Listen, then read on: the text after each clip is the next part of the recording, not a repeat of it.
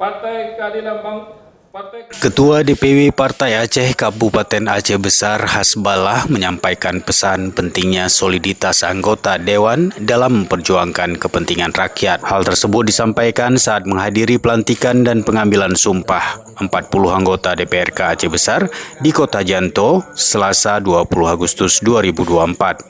Dari 40 anggota DPRK Aceh Besar periode 2024-2029, sebanyak 7 orang dari Partai Aceh. Ketua DPW Partai Aceh Kabupaten Aceh Besar Hasbalah meminta agar para anggota DPRK dari fraksi Partai Aceh kompak dalam menjalankan tugas demi kepentingan masyarakat. Kekompakan tidak selalu berarti setuju dalam segala hal, karena di parlemen ada kalanya harus berbeda pandangan demi mendapatkan informasi yang tepat mendapatkan aspirasi masyarakat.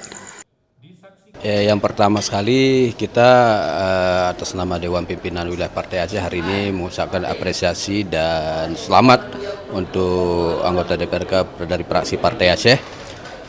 Harapan kita di dalam parlemen tidak hanya mengandalkan pakaian bagus, tetapi ide-ide, gagasan-gagasan itu yang paling penting bagi kami untuk membicarakan kepentingan masyarakat umum Aceh Besar.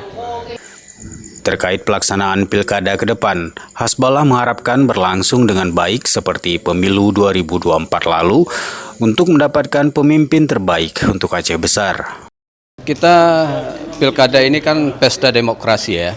Harapan kita adem, damai dalam pelaksanaannya dan insya Allah dapat menghasilkan pimpinan yang baik dan elegan untuk Aceh Besar ke depan.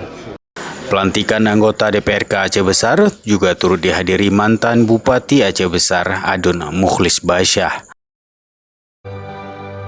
Dari Aceh Besar, Tim Liputan Aceh TV melaporkan.